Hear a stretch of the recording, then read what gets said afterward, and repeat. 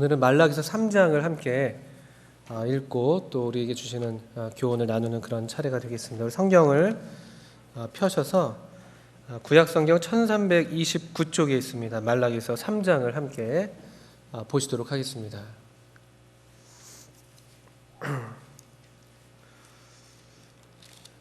(2장 17절부터 3장 6절까지) 먼저 읽도록 하겠습니다. 말라기서 2장 17절부터 3장 6절까지를 먼저 읽겠습니다. 제가 읽겠습니다. 구약성경 1329쪽에 있습니다. 너희가 말로 여호와를 괴로우시게 하고도 이르기를 우리가 어떻게 여호와를 괴로우시게 하였나 하는도다. 이는 너희가 말하기를 모든 행악하는 자는 여호와의 눈에 선이 보이며 그에게 기쁨이 된다 하며 또 말하기를 공의의 하나님이 어디 계시냐 함이니라. 만군의 여호와가 이르노라. 보라, 내가 내 사자를 보내리니 그가 내 앞에서 길을 예비할 것이요 또 너희의 구하는 바 주가 호련히 그 전에 임하리니 곧 너희의 사모하는 바 언약의 사자가 임할 것이라. 그의 임하는 날을 누가 능히 당하며 그의 나타나는 때에 누가 능히 서리요. 그는 금을 연단하는 자의 불과 표백하는 자의 잿물과 같을 것이라. 그가 은을 연단하여 깨끗게 하는 자같이 앉아서 레위 자손을 깨끗게 하되 금 은같이 그들을 연단하리니 그들이 의로운 제물을 나 여호와께 드릴 것이라. 그때 유다와 예루살렘의 헌물이 옛날과 고대와 같이 나 여호와께 기쁨이 되려니와 내가 심판하러 너희에게 임할 것이라. 술수하는 자에게와 간음하는 자에게와 거짓 맹세하는 자에게와 품꾼의 삭세에 대하여 억울케 하며 과부와 고아를 압제하며 나그네를 억울케 하며 나를 경외치 아니하는 자들에게 속히 증거하리라. 만군의 여호와가 말하였느니라. 나 여호와는 변역치 아니하나니 그러므로 야곱의 자손들아 너희가 소멸되지 아니하느니라. 먼저 3장 6절까지 함께 읽었습니다. 보통 이제 이 구약 성경, 특별히 선지서들 또 소선지서를 얘기할 때 이 심판에 대한 메시지, 경고에 대한 메시지가 많다고 그 말씀을 드렸습니다. 그래서 우리가 좀처럼 보고 싶어하지 않는 그런 책들이라고 처음 우리 성경 공부를 시작할 때 말씀을 드렸었는데, 그런데 우리 오늘 수요 집회 시작할 때 우리 불렀던 찬송들이 그랬던 것처럼 이 성경의 주제는 또 사실 우리 예수님 그리고 우리 하나님이시죠. 그래서 어떤 성경이든 또 모든 성경은 다 우리 하나님의 어떠하심을 이렇게 향하는 그런 책이라고 말씀을 드릴 수가 있습니다. 만약 우리가 성경을 읽다가 성경을 읽으면서도 하나님이 어떤 분인지 찾지 못한다면, 또 하나님이 어떤 분인지 만나지 못한다면 우리가 성경을 온전하게 잘 읽었다고 말할 수는 없을 것입니다. 성경을 주신 목적은 우리가 이렇게 살아라 저렇게 살아라 하는 우리의 어떤 삶의 지침을 위해서만 주신 것이 아니라, 사실 성경은 하나님이 이런 분이시다, 하나님은 어떠한 분이시다라고 하나님께서 자신을 나타내신 책인 것이죠. 그래서 성경을 읽을 때 우리 오늘 삶에 필요한 어떤 교훈들을 얻을 수도 있겠습니다만, 실제로 우리 삶의 참 양식이 되고 우리가 정말 이 생명의 양식으로 삼을 수 있는 것은 성경에 계시된 우리 아버지 하나님, 또 우리 주님, 그래서 우리 주님을 더불어서 주님과 먹고 마시는 그런 이 교제가 실제로 우리에게 양식이 되는 것으로 알고 있습니다. 저는 이제 어릴 때부터 교회 다녔었고 어릴 때부터 성경을 읽는다고 읽었었습니다. 물론 이제 열심히 잘 읽지는 않았었습니다. 초등학교 때, 중학교 때 좀 성경을 읽었었고, 중학교 올라가면서 노느라 바빠서 성경을 잘 읽지 않았습니다. 그래서 어떻게 그래도 중학교 3학년까지는 그래도 아직 저도 이제 신체적으로 미성숙하고 또 정신적으로도 아직 이렇게 독립적이지 못해서 그냥 부모님 말씀에 순종하고 또 어른들 말씀에 순종하는 그 힘, 그런 어떤 제 어떤 성향, 그리고 또 초등학교 6학년까지 나름대로 그래도 들었던 말씀들, 또 뭐 이렇게 봤던 말씀들, 거기에 근근히 의지해서 버텼던 것 같아요. 근데 이제 고등학교 들어가면서 저도 이제 사춘기가 막 오고 이제 생각이 독립적이 되고 또 어떤 막 그 청춘의 자유를 갈망하면서 그 이 육체의 본성이죠. 이 죄대한 본성을 억제할 힘이 없었습니다. 성령의 열매를 막을 금지할 법이 없다고 가라디아서에서 말씀하고 있는데 저는 이 육신의 법을 막을 성령님의 힘이 전혀 없었던 그런 상태였는데 그때 제가 성경을 읽기는 뭐 읽는다고 한두 번 펼치긴 했었었는데 거의 성경을 사실 읽지는 않았었습니다. 그러니까 당연히 내적인 그런 영적인 힘이 없었고 그리고 다시 이제 성경을 읽으려고 해도 그냥 제 자신에 비춰서 성경을 읽기에 바빴지 정말 성경이 가리키고 있는 우리 주님이 어떤 분인지 잘 알지 못했었어요. 그래서 그냥 읽으면은 또 교회에 와서 억지로 뭔가 얘기를 해야 되면은 뭐 학생회에서 이제 분반을 하게 되면은 얘기를 뭔가를 뭐 하려고 나름 준비를 하다 결국은 이제 말을 안 하게 되죠. 여기 학생회 선생님들 더러 계신데 고생이 많으신 줄 알고 있습니다. 애들이 잘 말을 하지 않죠. 할 말이 별로 없기 때문에 그렇습니다. 그럴 때 이제 우리 선생님들 그 침묵을 못 이겨 하셔서 이제 선생님들이 막 얘기를 또 하시게 되면은 이제 아이는 계속 이제 등을 돌리곤 하는데 그때 저희 교회에 제가 고등학교 때 저희 교회에 새로 왔던 어떤 학생이 저희들에 대한 첫 인상이 그랬대요. 그때 아마 우리 윤영선 선생님께서 저희 학생의 분반 선생님이셨던 것 같은데 윤영선 선생님이 막 애들을 붙잡고 뭔가 얘기를 하시는 것 같은데 저나 그때 학생의 이한주 형제 뭐 이런 형제들이 있었는데 등을 약간 이렇게 반쯤 돌리고 있더래요. 그리고 별로 이렇게 귀담아 듣는 것 같지도 않고 선생님이 물어보시는데 대답도 안 하고 뭐 말도 없고 막 엄청 얘네들 정말 이상한 애들이다 이런 생각을 했었다고 나중에 들려줬었는데요. 그 성경에서 하나님을 발견하지 못할 때 이 성경이 우리에게 하나의 그냥 자칫하다가는 하나의 그냥 규율처럼 이렇게 다가올 수가 있습니다. 그래서 빨리 그냥 아침에 펼쳐서 오늘 내 삶을 위한 교훈이 뭐지? 뭐 이런 식의 어떤 접근을 손쉽게 하게 되죠. 그렇게 된다면 성경이 원래 하나님의 말씀의 위치에서 떨어지게 되는 것이죠. 그냥 일반적인 우리 삶의 교훈이 될 만한 좋은 책들 많이 있지 않습니까? 그 정도 수준에 이제 머물게 되는 것입니다. 그리고 실제 우리 영혼에 힘이 되지 않죠. 율법으로 그냥 그대로 읽히게 되면은 율법은 계속 우리에게 뭔가 하라 하지 말라 말씀하시지만 우리에게 그것을 해낼 수 있는 힘은 주지 않기 때문에. 근데 이 성경을 감동하신 성령님을 통해서 우리 주님을 발견하게 되고 우리 주님을 만나게 될 때 그때 비로소 우리 주님과 더불어 먹고 마시는 그런 일들이 일어나는 것이죠.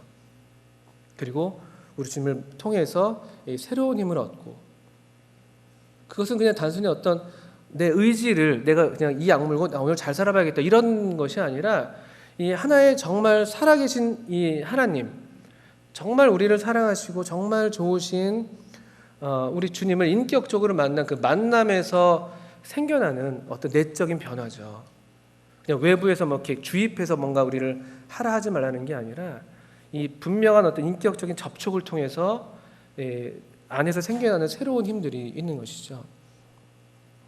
말라기서가 또 이 소선지서가 우리에게 그런 인상을 줄 수가 있다는 것입니다. 그냥 경고의 말씀들. 말씀을 통해서 뭔가 내가 또 경계를 받고 열심히 한번 잘 살아봐야겠다. 그냥 이런 말씀으로 쉽게 생각할 수 있습니다만 그렇지 않습니다. 모든 성경은 하나님의 감동으로 되었고요. 또 모든 성경은 항상 우리 하나님의 어떠하심을 드러내고 있는 것이죠. 이 말라기서에서 우리가 읽었던 3장 6절까지에서 우리 하나님에 대한 놀라운 계시를 보게 됩니다. 3장 6절 말씀을 먼저 보기를 원하는데요. 이 말라기서는 그 1장에서도 그랬고요. 하나님이 이런 분이시다. 하나님은 너희를 사랑한다. 하나님은 이런 분이시다라는 어떤 하나님의 계시, 자기 계시로서 계속 이 말씀을 전개해 나가고 있는 것인데요. 반면에 백성들은 하나님이 이런 분인 줄 몰랐다고 얘기하고 있고 이렇게 우리를 사랑했는지 몰랐다고 얘기하고 있고 또 하나님이 얼마나 두려운 분인지 몰랐다고 얘기하고 있는 것이었죠. 3장 6절을 먼저 보면요.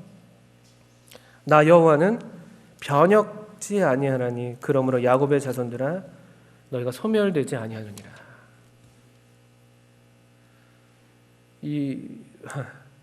좀 무서운 그런 경고의 말씀 가운데 얼마나 환하게 빛나는 진리인지 모릅니다. 나 여호와는 변혁지 않는다. 우리 하나님은 변치 않으신 하나님이십니다. 그렇기 때문에 그 결과로서 그러므로 야곱의 자손들아 너희는 소멸되지 않는다. 말라기서 1장 1절에 내가 너희를 사랑하였다라고 했을 때 어떻게 우리를 사랑했습니까? 라고 얘기하니까 내가 야곱은 사랑했고 에서는 미워했다고 다시 하나님께서 대답해 주셨는데 그 말씀이 여기 분명하게 나타나고 있는 것이죠. 하나님은 변혁지 않으십니다. 하나님은 변치 않으십니다. 그리고 여기 하나님이 자신을 드러내시면서 사용하시는 이름은 여호와입니다. 여호와 하나님. 이 말라기서에서 계속 만군의 여호와 이렇게 얘기하고 계시는데 특별히 이 3장 6절에서 여호와 하나님, 나 여호와는 변혁지 않는다. 이 여호와라는 이름은 이스라엘 백성에게 특별하게 자신을 나타내 보여주셨던 바로 그 하나님의 이름이었죠. 여호와. 우리 잠깐 손을 넣으시고요. 우리 출애굽기 6장을 한번 보시면요. 이 여호와라는 이름이 갖고 있는 독특한 면들을 보게 됩니다. 출애굽기 6장 3절인데요.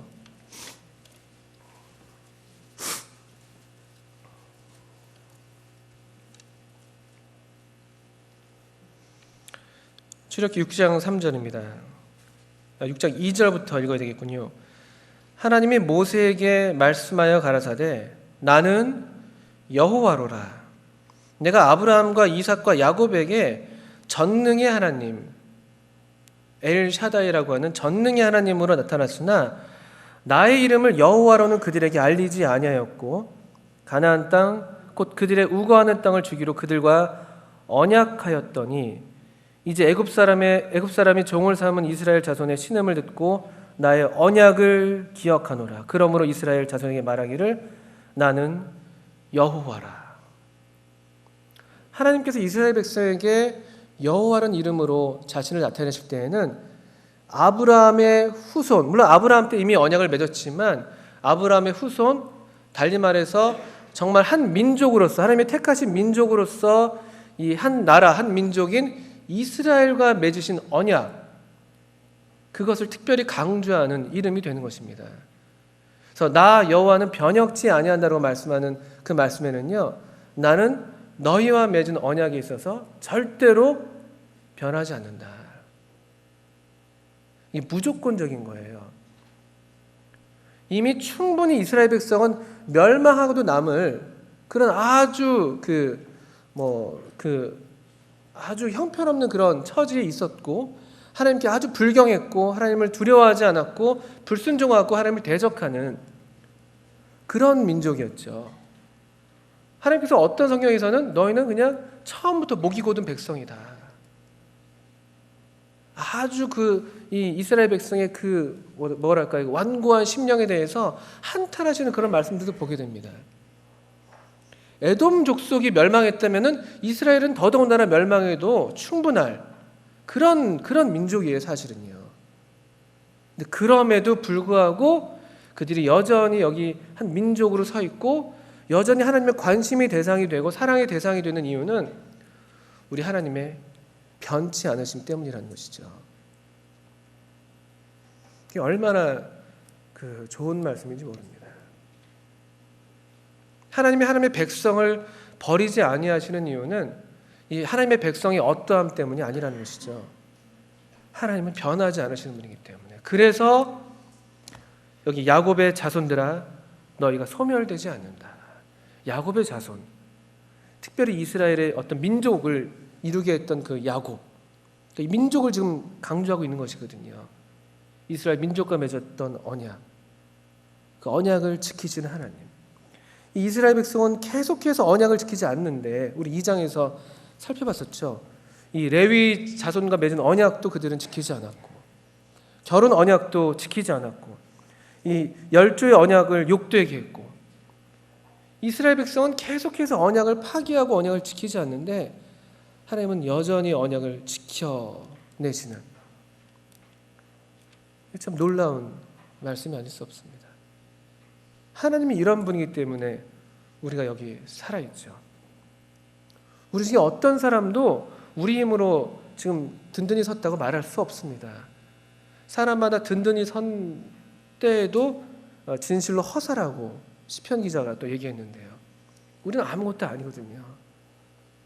앉고 일어섬이, 서고 넘어짐이 주인의 손에 달려있다고 로마서에서는 얘기하고 있고요. 얼마나 우리를 겸손케 하는 말씀이고 또 얼마나 우리 하나님을 참 사랑하게 만드는 그런 말씀인지 모릅니다. 모르긴 몰라도 우리 중에 많은 분들은 이 변치 아니하신 하나님 덕분에 또 오늘 이 자리에 있는 것으로 알고 있습니다. 그리고 누구보다도 저 자신이 그렇다고 여러 번 말씀을 드리고 있죠. 이 하나님의 이 성품 때문에 하나님도 어찌하실 수가 없어요. 이 하나님의 백성을 버리실 수가 없어요. 이 사랑에서 하나님도 이 사랑에서 끊을 수가 없는 것이죠. 누가 우리를 그리스도의 사랑에서 끊으리요? 나 여호와는 변혁지 않는다. 그러므로 야곱의 자손들아, 내가 소멸되지 않는다.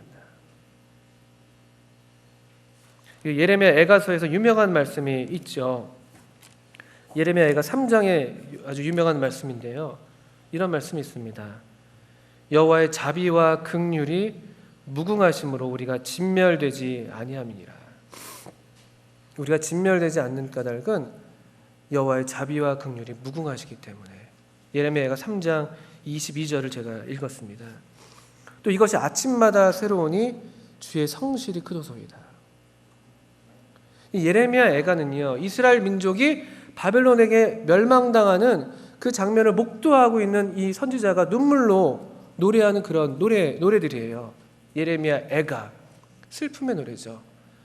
근데 슬픔 중에도 슬픔의 노래인데도 그 안에 중심에 회상한 즉 소망이 있다고 얘기하는 거예요. 이게 끝이 아니다.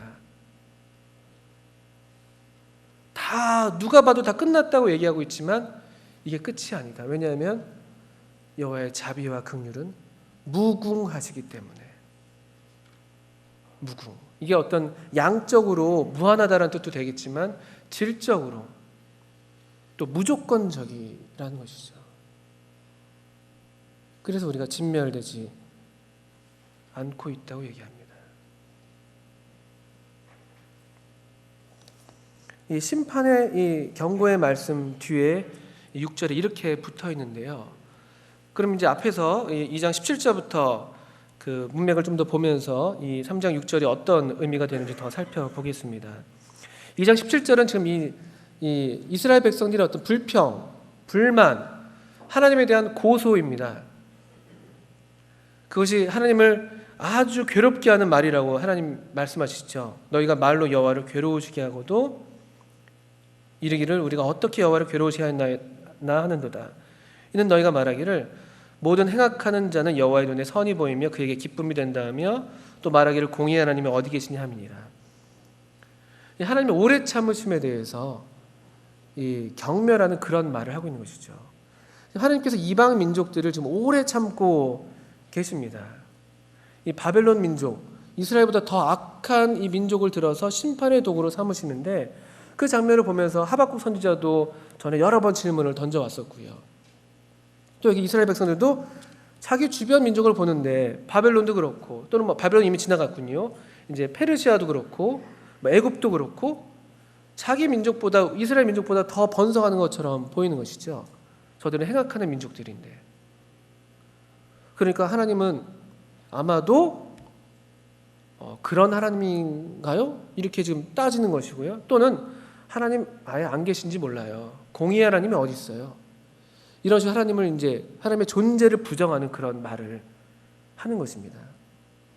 우리도 그럴 때 있지 않습니까? 행악하는 자로 인해서 불평하는 때들. 나는 뭔가 열심히 주님을 섬긴다고 하는데 저 옆에 보니까 별로 주님을 섬기지 않는 것 같은 아무개 형제인지 자매인지 잘 모르겠지만 또 형제인지 헷갈리는 정도인데도 저의 삶은 굉장히 잘 되는 것 같이 보이고 내 삶은 참 주님을 섬긴다고 하는데 너무 고되고 피곤하고 애쓰고 이러면서 우리도 하나님의 존재에 대해서 하나님의 공평하신 하나님에 대해서 질문을 던지고 또 그러다 하나님은 안 계셔라고 하나님을 부정하는 그런 경우들도 왕왕 있을 수가 있는데요. 여기 지금 이 이스라엘 백성들이 지금 하나님의 이런 오래 참으신 하나님을 오해하고 또 경멸하는 그런 말을 하고 있는 것이었죠. 분명히 하나님이 정하신 날에 이 심판과 진노의 심판을 예비하고 계시다고 로마서 2장에서 말씀하고 계신데 이런 하나님에 대해서 잘 알지 못하고 믿지 못하는 그런 불경한 불신의 말을 하고 있었던 것입니다. 악을 행하는 자들은 번성하고 교만한 자들이 성공하고 막 이런 것이었죠. 그러니까 이스라엘의 소망은 뭐였냐면요, 하나님이 빨리 오셔서 약속하신 그날이 와서 이 이방 민족을 심판해 주시면 좋겠다. 그리고 우리는 약속하신 대로 정말 영광의 영광으로 우리 민족이 새롭게 되면 참 좋겠다. 이런 어떤 소망을 그때 다 갖고 있었습니다. 그리고 실제로 학개서와 스가랴서에서 예언하신 그 예언의 약속이 그런 말씀들이었어요. 예를 들면요, 또 앞에 손을 넣으시고 여기 손을 넣으시고요, 학개서 2장 9절 같은 말씀이 그렇습니다. 학개서 2장 7절부터 보시면요, 7절부터 보시면요, 바로 그 앞에 말라기서 앞에 있습니다. 2장 7절에 이 바로 말라기 이전 세대에 일했던 선지자들이 학개와 스가랴라고 볼 수가 있는데, 이때 약속됐던 것이 7절 이후에 보시겠면, 또한 만국을 진동시킬 것이며 만국의 보배가 이르르니 내가 영광으로 이 전에 충만케 하리라. 만군의 여호와의 말이니라. 은도 내 것이요 금도 내 것이니라. 만군의 여호와의 말이니라. 이 전에 나중 영광이 이전 영광보다 크리라. 만군의 여호와의 말이니라. 내가 이곳에 평강을 주리라. 만군의 여호와의 말이니라. 이게 그들에게 주어졌던 약속이었거든요. 이 전에 나중 영광이 이전 영광보다 크다. 솔로몬 때 누렸던 그런 이 영광, 그것보다 새로 재건된 스룹바벨 성전에서의 누릴 그 영광이 훨씬 더 클 것이라고 약속하셨거든요. 근데 막상 눈앞에 펼쳐지는 것이 그렇지 않았던 것이에요. 그러니까 하나님에 대해서 이런 말들이 나왔고, 하나님께서 이제 그것에 대해서 이제 말씀하시는 것이 1절, 3장 1절 이후에 나오는 것이죠. 말라기서 3장 1절입니다. 얼른 돌아와 보겠습니다. 이제 말라기에서만 좀 주로 교훈을 살펴보겠습니다. 만군의 여호와가 이르노라. 보라, 내가 내 사자를 보내리니 그가 내 앞에서 길을 예비할 것이요 또 너희의 구하는 바 주가 호련히 그 전에 임하리니 곧 너희의 사모하는 바 언약의 사자가 임할 것이라. 지금 이 학개에서 읽었던 바로 그 소망이죠. 그 약속이 이루어질 것이라고 얘기하고 있는 것입니다. 그 전에 먼저 내 사자를 보낸다. 우리 오늘부터 누가복음을 읽기 시작했는데 바로 세례 요한에서 비로소 완전하게 성취된 그 말씀이 되는 것이겠고요. 또 후에 또 예수님의 우리 재림 때에 또 이와 같은 일을 할 또 그런 선지자가 임할 것이라고 우리가 기대할 수가 있고요. 그런 다음에 너희 구하는 바 주가 그 전에 임할 것이다. 너희 사모하는 바 언약의 사자가 임한다는 것이죠. 그런데 임하시는데 그들의 기대와 달라요. 그들은 당장 오셔서 우리 민족을 이방 민족 가운데 뛰어나게 만들어 주시고 그리고 이방 민족을 다 심판해서 멸해 주시기를 바라고 있는데, 근데 하나님이 이 약속된 이 주님이 오셔서 하실 일은요, 2절 이후에 보게 되면요, 먼저는 이스라엘 백성을 정결케 하는 사역입니다. 정화의 사역. 이스라엘 백성을 깨끗하게 하는 사역, 특별히 레위 자손을 깨끗하게 하는 사역. 연단을 주시는 것이죠. 환난을 주십니다. 그리고 이 말씀은요, 이 3장 2절에 그의 임하는 날이라고 표현되어 있고요. 또 4장 1절에는 보라, 극렬한 풀무불 같은 날이 임한다. 이렇게 되어 있는데, 이런 날, 우리 구약성경에서 여호와의 날, 주의 날이라고 불리고 있는 바로 이 날, 이 때, 어떤 일정 기간을 가리키는 말인데, 여기는 이런 이스라엘 백성의 이 정결케 하시는 그런 일이 포함이 됩니다. 그리고 이것은 실제로 7년 대환란 때 이와 같은 일들이 이루어질 것이라고 우리가 신약 성경을 통해서 알게 되죠. 그때 이 땅의 전무후무한 환란을 통해서 참 이스라엘 백성, 정말 하나님을 경외하고 믿는 이스라엘 백성이 남게 되는 것입니다. 사실 이들이 기대하는 이 여호와의 날, 그 날은, 이 주님께서 임하시는 날은요, 먼저는 자신들에게 이런 정결케 하는 사역이 있어야 되는 날이라는 것을 이들이 잘 알지는 못했던 것 같습니다. 그냥 오시면 바로 우리 민족은 세계의 으뜸이 되고, 세계는 심판받고, 우리는 심판받지 않고 세계가 심판받는다, 이렇게 생각했던 것인데, 그 전에 먼저 이런 환란, 연단의 때가 있습니다. 이런 이후에야 4절에 나온 것처럼 그때 유다와 예루살렘의 헌물이 옛날과 고대와 같이 여호와께 기쁨이 될 것이라고 약속하시는 것이죠. 당시에 그들이 드렸던 제사들은 하나님께서 기뻐하지 않는다고 분명히 말라기서 1장에서 말씀하셨었는데, 이 환란을 지난 후에, 이 연단을 지난 후에 이스라엘 백성의 제사는 하나님이 기뻐 받으시는 제사가 됩니다. 이 왕국 시대, 천년 왕국 시대 때 다시 드려지게 될 그런 제사들, 그런 제사들을 그려보게 됩니다. 또 여기서 우리가 볼 수 있는 우리 하나님은요, 이 당신의 백성을 끝까지 그 목적을 갖고 다루시는 분이신 것을 알게 되는 것이죠.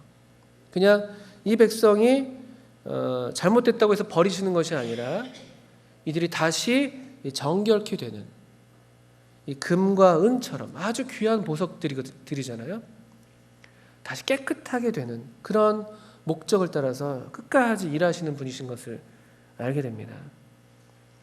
이 3장 3절에서 레위 자손을 깨끗하게 하신다고 말씀하시는데, 그 옆에 앉아서 레위 자손을 깨끗게 하신다고 돼 있죠.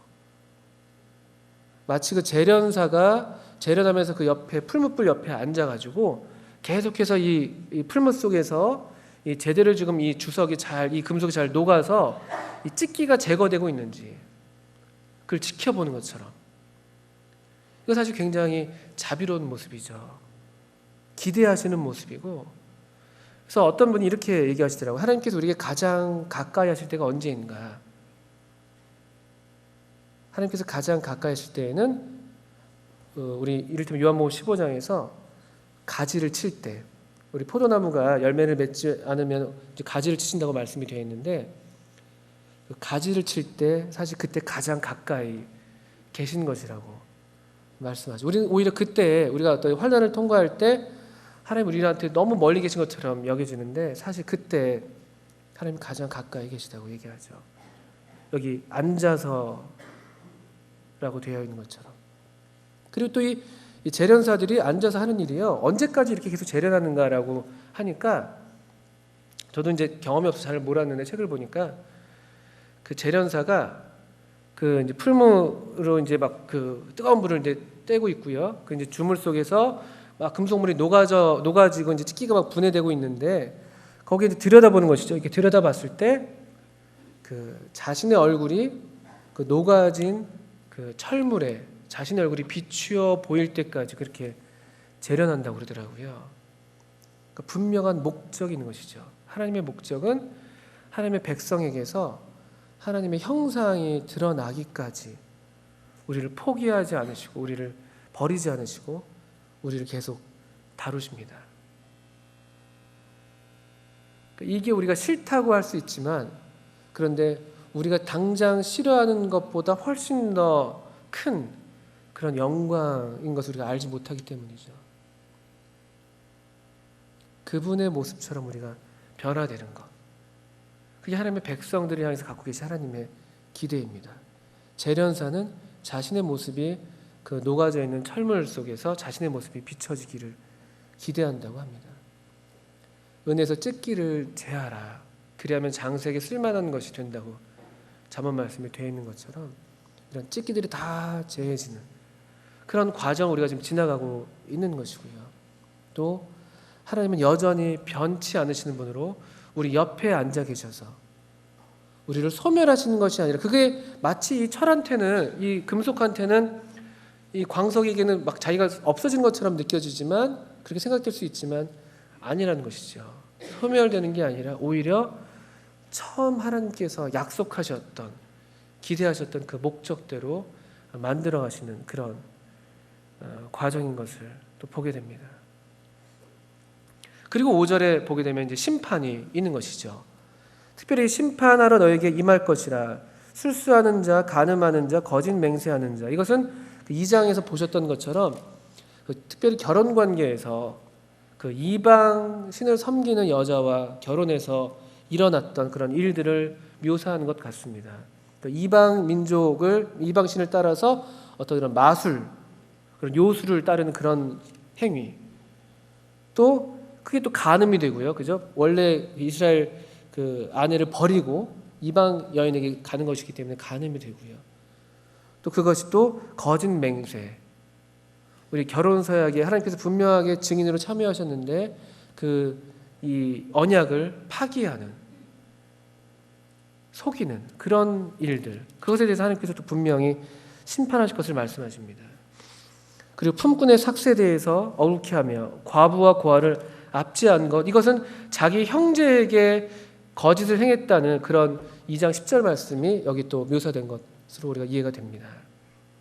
특별히 이 세 부류의 사람들은 항상 구약 성경에서 이렇게 같이 묘사가 됐었죠.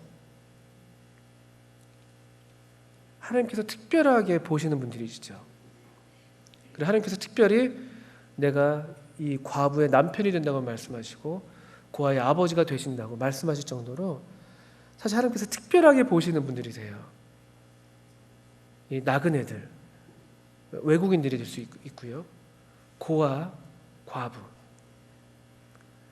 하나님이 특별하게 보시는 분들인데, 우리가 이렇게 하나님의 형상대로 대대로 돼 있지 않으면요, 우리가 우리 육신대로 보게 되면 이제 외모를 따라 보게 되잖아요. 하나님은 굉장히 특별하게 보시는데 우리가 이 하나님과 더불어 있지 않으면 우리는 외모를 따라 보게 되고, 그러면 우리 쉽게 무시하게 되고 함부로 대하게 되기 쉬운 그런 분들이죠. 그래서 이것이 참 경건의 표지라고 야고보서에서 말씀하고 있었죠. 고아와 과부를 그 환난 중에서 건져주는, 도와주는, 그게 참 경건입니다. 경건이라는 말이 하나님을 닮은 이라는 뜻이잖아요. 경건은 모양이 아니라 하나님을 닮은. 그러면 하나님께서 특별하게 보시는 분들을 특별하게 볼 수 있는 고아, 과부, 나그네, 이들을 함부로 대한 사람들에게 하나님께서 심판하신다고 말씀하세요. 왜냐하면 하나님이 특별하게 대하시는 분들을 함부로 여겼으니까. 그 하나님께서 싫어하십니다. 하나님은 언제나 약자들을, 그 낮은 데를 향해서 눈을 두시잖아요. 오늘 읽었던 마리아의 노래에서도 그 비천한 자들을 들어서 또 이 세상의 교만한 자들을 낮추시고요, 흩으시고요. 이런 면에서 우리 대단히 조심할 필요가 있습니다. 우리 중에 이런 연약한, 인간적으로 볼 때, 육신적으로 볼 때 연약한 분들이 계실 때, 이때 우리가 정말 잘 해야 되는 것이죠. 그리고 그것이 이 경건의 참 경건으로서 하나님께서 인정하시는 그 어떤 것이 될 수가 있습니다. 또 반면에 여기에 실패한다면은 우리가 아무리 이것저것 좋은 일을 한다고 할지라도 하나님께서는 그렇게 기뻐하지 않으실 수 있다는 것입니다. 좀 생각하게 돼요. 주소록을 한번 펴서 한번 쭉 한번 봐보세요. 우리 교회 가운데, 또 저도 이제 그렇게 많이 못해서 참 부끄러운데, 특별하게 하나님께서 보실 만한 분들은 안 계신지. 교회의 할 일은 항상 이 가난한 자들을 돕는 일이었습니다. 바울에게 사도들이 부탁한, 당부한 그 은혜의 복음의 마지막 플러스 당부한 것은 이 가난한 자들을 보살피는 것, 돕는 일을 잊지 말아라. 이렇게 열한 사도들이 얘기했었죠. 고아와 과부, 또 나그네, 외국인들 우리 중에 계시기도 하고요.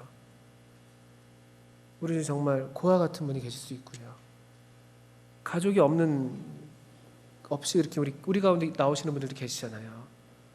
그 아래로 자녀들이 없는 분들도 계실 수 있고, 위로 부모님 없이 우리 가운데 계시는 분들도 있을 수 있고요. 그렇게 의지할 데 없는 분들이 우리 가운데 계시다면요, 우리 특별히 그런 면에서 생각해야 됩니다. 그것이 하나님을 경외하는 것이라고 성경은 말씀하십니다. 우리 3장 5절에도 그렇죠. 그들이 이렇게 하지 않았던 이유는 하나님을 경외하지 않았기 때문이고요. 그리고 다른 레위기서에서 이 고아와 과부와 나그네를 돌아보라고 말씀하실 때마다 하나님을 경외하는 것으로, 그것을 같은 것으로 얘기하셨습니다. 그래서 이 3장 1절부터 6절까지, 2장 17절부터 3장 6절까지 우리 이 변치 않으신 하나님을 볼 수가 있습니다. 7절부터 12절까지는 하나님께서 우리로 돌아오시기를 기다리시는 하나님, 이렇게 얘기할 수 있습니다. 하나님은 어떤 분이신가라고 하면요, 우리가 하나님께로 돌아오기를 기다리시는 하나님. 특별히 이제 7절에서 바로 그 말씀이 나오죠. 만군의 여호와가 이르노라 너희 열조의 날로부터 너희가 나의 규례를 떠나 지키지 아니하였도다. 그런즉 내게로 돌아오라. 그리하면 나도 너희에게로 돌아가리라 하였더니, 이 돌아가는 게 먼저 우리가 돌아가야 된다고 말씀하고 있죠. 내게로 돌아와라. 그러면 나도 너에게로 돌아간다. 사실 하나님은 6절에서 본 것처럼 변치 않으시기 때문에 항상 그 얼굴이 우리를 향해 계신 것이죠. 우리가 지금 등을 돌리고 있는 것인데요. 그러니까 돌이켜야 될 사람은 우리예요. 항상 우리가 돌이키기만 하면은 거기에 항상 우리를 변함없이 지켜봐 오셨던, 기다려 오셨던 우리 하나님을 만날 수가 있는 것입니다. 돌아와라, 돌아와라, 돌아와라. 우리 중에 하나님과 멀리 떠나 있는 것처럼 생각되시는 분들 계십니까? 하나님 돌아오라고 말씀하세요.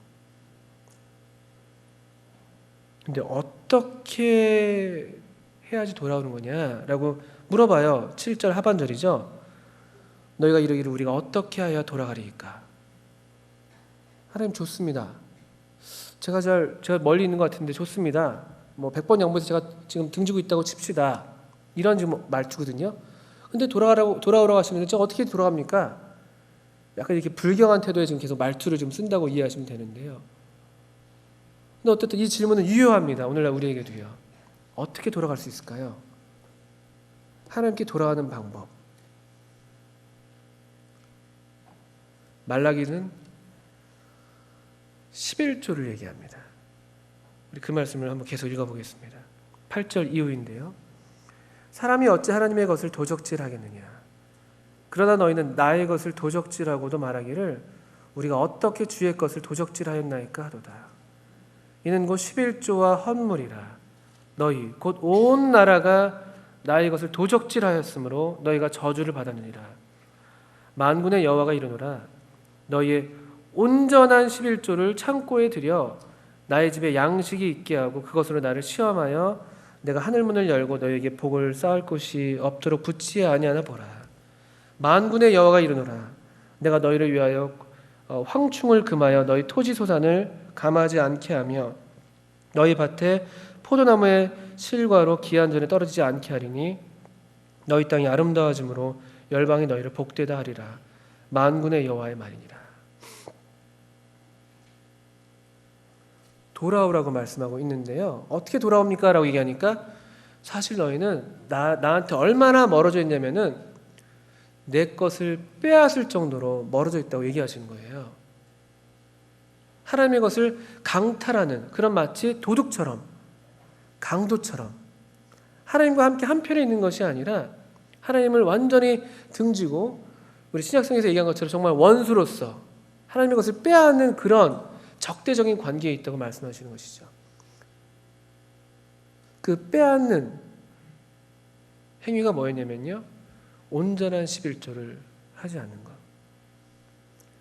이 11조가 포인트가 아니라 사실 돌아오는 게 포인트인 것이죠. 회개가 포인트입니다. 회개. 돌아와라. 근데 돌아오는 방법에 있어서 온전한 11조.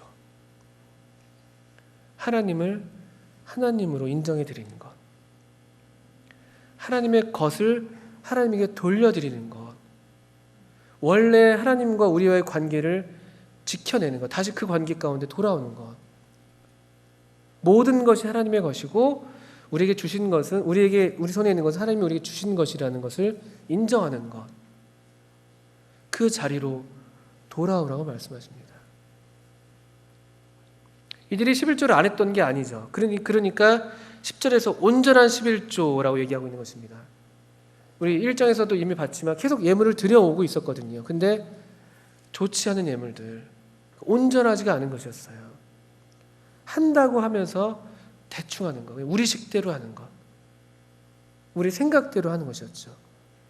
온전하지가 않고요. 그게 문제가 됐었고 그것은 마치 하나님의 것을 도적질하는 것과 똑같다고 얘기하신 것이었어요. 그들에게 이유는 있었던 것 같아요. 우리 11절, 12절의 그 약속을 보게 되면은 아마 그때 이 기근이라든가 또는 뭐 농사가 잘 안 되는 그런 상황들, 막 또 그 뭐라 그러죠? 벌레들이 막 와가지고 농작물을 갉아먹고, 그러니까 드릴 것이 없어요, 하나님. 이렇게 얘기하는 거였어요. 드릴 것이 없어요, 하나님. 하나님 보세요, 드릴 것이 없어요. 우리도 지금 먹고 살기가 바쁜데 이렇게 얘기하는 것이었죠. 근데 이 말씀을 가만 보면요, 그렇게 된 이유는 그들이 드리지 않았기 때문에 심판으로서 이런 그 기근이라든가 불황을 겪게 됐다고 말씀하는 것입니다. 반면에 그들이 그런 중에라도 온전하게 드리기만 하면은 다시 그 모든 것들이 회복된다고 약속하고 있는 것이죠. 그리고 또 이렇게 얘기할 수 있어요. 우리 형편이 너무 안 좋은데요? 저 너무 드릴 게 없는데요? 하나님 그것을 가리켜서 도적질이라고 말씀하세요. 우리 일상생활에서요. 너무 제 형편이 안 좋으면요. 그냥 우리가 그게 이유가 돼서 쉽게 그냥 다른 사람의 것을 훔쳐와도 되는 것입니까? 그거 안 되는 것이잖아요. 내가 없다고 해서 그냥 다른 사람 거 가져와도 되는 것입니까? 우리 일상생활에도 그거 안 된다고 얘기하잖아요. 도적질이라고요. 똑같습니다. 하나님이 가혹하다 싶을 정도로 이것에 대해서 분명하게 말씀하시는 것이에요. 온전한 11조를 드려라.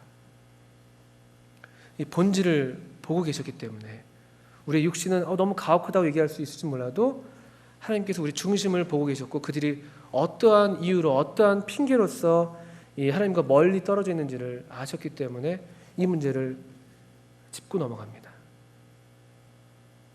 어쩌면 가장 듣기 싫어하는 주제일 수 있죠.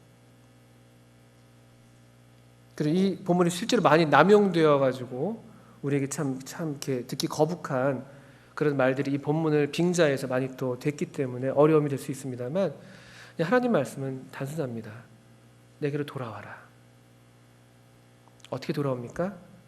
온전한 11조. 온전한 11조는 분량에 있어서 온전해야 됩니다. 물론 이제 구약 시대를 염두에 둔 것이고 이스라엘 백성에게 하시는 말씀입니다. 근데 그 원리에 있어서 한번 생각해 보시면 하는데요. 성경에 보게 되니까 11조가 세 종류가 있습니다. 가장 일반적으로 그냥 처음 익은 소산물에 맨 처음 것 그 갖다 드리는 그 10분의 1을 드리는, 그것은 보통 이 성막에서 일하는 이 레위인들에게 레위인들이 성막이 아니라 성막에서뿐만 아니라 레위인들에게 주어진 11조가 있습니다. 그리고 이 레위인들은 이 11조를 받은 것 안에서 또 10분의 1을 떼어다가 제사장들에게 드리게 되어 있습니다. 그리고 또 한 종류의 11조가 있는데요. 이스라엘 백성들은 매 3년마다 그 땅에 있는 그 가난한 사람들, 뭐 아까 고아와 과부와 나그네들을 위해서 매 3년마다 11조를 또 했습니다. 분량에 있어서 그게 온전한 11조일 수 있습니다. 또 역시 그 같은 맥락인데 활용에 있어서도 그 11조를 어떻게 활용하냐에 대해서도 온전하게 사용해야 된다는 것이죠. 바로 그런 목적으로 레위인을 위해서, 제사장들을 위해서 우리 가운데 있는 고아와 과부와 나그네를 위해서. 이런 면에서 이들의 11조는 하나님의 말씀에 미치지 못했던 것이고요. 오늘날 우리가 은혜 가운데 있다고 얘기하는데 이 11조의 원리를 적용할 수 있습니다. 이 어떤 이런 그 양을 그대로 적용할 수도 있겠습니다만 그 원리에 있어서 우리의 어떤 이 헌금에 있어서 우리의 재정 사용에 있어서 고아와 과부와 나그네를 위한 재정 계획이 있습니까? 우리의 재정 계획에 있어서 하나님의 일꾼들을 위한 재정 계획이 있습니까? 이런 문제들이죠. 신약성경에서도 여전히 이 장로들 중에서 잘 다스리는 장로들, 또 가르침에 수고하는 장로들에게 존경을 더할 것을 말씀하고 계시고요. 이 원리는 그대로 적용될 수가 있습니다. 이것이 하나님께로 돌아오는 것이라고 성경은 얘기합니다. 물론 다른 성경에서 또 하나님께 돌아오는 다른 면에서 얘기를 합니다만 말라기 시대에서는 이 문제를 아주 직접적으로 다루셨어요. 참 감사한 것은 저희 교회에서 이런 면에서 참 주님께서 계속 은혜를 베푸셔서 우리 성도님들 가운데에서 계속 이 풍성한 그 헌신이 있게 하시고, 또 얼마 전 그 재난을 당했던 네팔을 위한 헌금에서도 많은 분들이 동참하시고, 또 서로 이렇게 또 격려하시는 그런 일들이 또 보이게 보이지 않게 있으시고, 또 우리 가운데 어려운 분들을 계속 살피시는 그런 일들이 있고요. 또 우리 집사님들 계속해서 우리 가운데 구제가 필요한 분들을 항상 모일 때마다 기도하시면서 살피시고 계십니다. 또 언젠가부터 매달 두 번째 주에 일꾼들을 위한 헌금들을 또 풍성하게 함께 동참하고 계시고요. 감사한 일입니다. 그리고 하나님께서 우리에게 은혜를 베푸시는 증거일 수 있습니다. 성경은 이렇게 약속하세요. 이렇게 우리가 할 때 하나님께서 하늘 문을 여실 것이다. 물론 그렇다고 해서 이것이 마치 기브 앤 테이크처럼 내가 얼마 했으니까 하나님 얼마 주셔야 됩니다, 이런 개념은 아니죠. 이거는 마치 정말 사업 관계이고 하나님과 우리의 관계는 그런 관계는 아니죠. 사랑해서 드리는 관계이기 때문에. 실제로 미국에서는요, 교회를 향해서 교회를 고소한 사건이 있었대요. 그 교회 목사님 이 말씀을 들어서 헌금에서 11조를 막 강조를 했대요. 그래서 이분이 그래서 자기 소유의 10분의 1을 정말 했대죠. 헌금을 했는데 그랬더니만 기대한 만큼 돈이 안 들어왔대요. 그래서 이거 목사님 거짓말한 거다 이러면서 고소한 실제 사건이 있었다고도 하더라고요. 근데 그런 말씀은 아니죠. 근데 이 변치 않으시는 하나님께서, 이 자비와 긍휼이 무궁하신 하나님께서 우리가 이렇게 우리의 마음을 드릴 때 얼마나 기뻐하시고 얼마나 우리에게 더 좋은 것으로, 풍성한 것으로 주시지 않겠습니까? 그리고 모르긴 몰라도 정말 이런 진실한 마음으로 우리 주님께 그렇게 헌신한 분들에게 하나님께서 풍성하게 채우시는 간증들을 우리가 너무나 많이 들을 수가 있습니다. 우리가 그런 삶을 좀 살고 있잖아요. 우리 아마 앉아 계신 모든 성도님들이 그런 은혜 가운데 사는 삶을 사실 것이라고 제가 알고 있습니다. 하나님께 드리니까 하나님은 더 우리에게 주시는, 하나님을 높여드리니까 우리의 심령은 더 기쁨이 충만해지는, 하나님을 예배하니까 우리는 더 행복해지는, 이런 순환을 우리가 계속 지금 은혜의 어떤 선순환 안에 우리가 있는 것 같아서 참 감사한 마음이 있습니다. 그리고 계속해서 말라기 때는 이것으로 돌아오라고 경고하시고 책망하셨다면은 우리에게는 여전한 이 격려의 말씀으로 계속해서 이렇게 할 것을 우리가 들어도 좋은 말씀입니다. 12절에서 이렇게 할 때 우리에게 간증이 나타나는 것이죠. 너희 땅이 아름다워짐으로 열방이 너희를 복되다 하리라. 만군의 여호와의 말이니라. 열방이, 다른 이방 민족들이 이 하나님의 백성, 하나님께 온전히 드리는, 하나님을 기뻐하는 이런 백성, 그래서 하나님도 저들을 기뻐하시는 이런 백성들을 보면서 야, 참 복되다. 참 복되다. 여기 이 사람들은 참 행복해 보인다. 그것이 우리가 물질적으로 풍족해서가 아니라 이런 은혜 가운데 있기 때문에 참 행복해 보인다. 이런 얘기 하게 된다는 거예요. 우리도 우리 스스로 우리가 주님 안에서 누리는 신령한 복들을 간증할 수가 있고, 이 열방들도 다른 분들도 우리를 보면서 우리 가운데 왔을 때, 야, 참 이들은 참 좋아 보인다. 나도 이 사람들처럼 되고 싶다. 저분들 가정이 별로 없어 보이는데 왜 이렇게 행복하지? 그런 얘기 한다는 것입니다. 그리고 우리 중에 실제로 그런 간증 나누셨던 우리 형제님들 계시죠.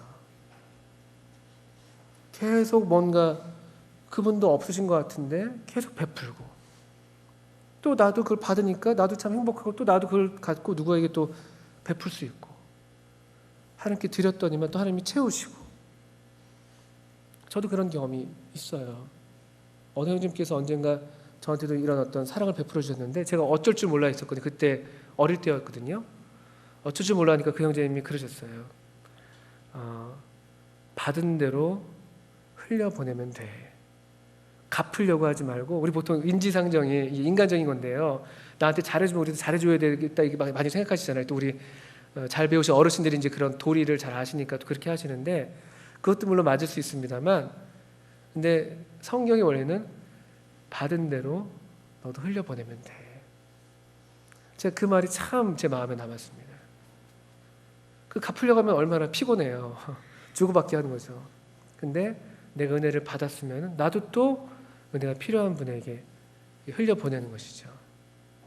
그러니까 교회는, 하나님의 백성은 복됩니다. 그리고 부족한 것이 없죠.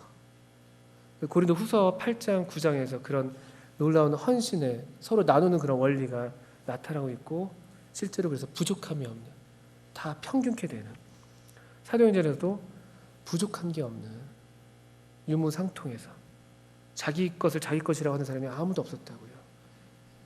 자기 것이 아니라는 것이죠. 하나님의 것이고, 하나님이 필요하시다고 하면은 드려야 되고, 없다고 해서 못 드리는 게 아니라 없는 중에 마게도냐 성도들처럼 극심한 환난 가운데에도 기쁨으로 드리는 것. 그리고 그것은 사실은 먼저 자신을 주께 드린 그 결과라는 것, 우리가 잘 알고 있습니다. 우리 자신을 주님께 드리는 것입니다. 우리가 주님께로 돌아가는 것입니다. 그럴 때 우리의 모든 것들도 다 제자리를 찾게 되고요. 그럴 때 하나님께서 우리에게 예비하신, 원래 계획하신 그런 언약을 따라서 우리에게 약속하신 그런 모든 복들을 우리에게 풍성하게 주시는 것이죠. 우리 교회가 또 저 자신이 이 말라기 말씀을 통해서 이와 같은 면에서 계속 또 교훈을 받고 더 주님께로 돌아가는, 더 주님께 드리고, 더 이 신실하신 하나님을 의지하고, 또 이 자비와 긍휼이 무궁하신 하나님을 의지해서 넘어져 계시다고 할지라도 또 일어나시고요, 또 서로 일으키시고, 또 이 하나님을 계속 증거해 주시고 나타내 보여주세요. 신실하신 하나님을 우리를 통해서도 보여주십시오. 넘어져 있을 때, 좀 내 기대에 미치지 못한다고 할 때, 그때 책망하는 것이 아니라 그때 우리도 자비와 긍휼을 나타내 보여주시면 좋겠습니다. 우리 모두 복된 백성들이 되기를 바랍니다. 함께 기도하시겠습니다.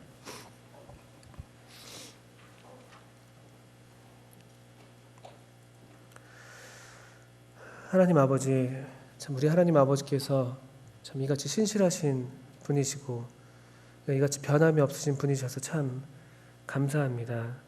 우리는 미쁨이 없을지라도 주는 일양 미쁘시다고 하신 말씀이 참 너무나 우리에게 복된 말씀인 것을 고백합니다.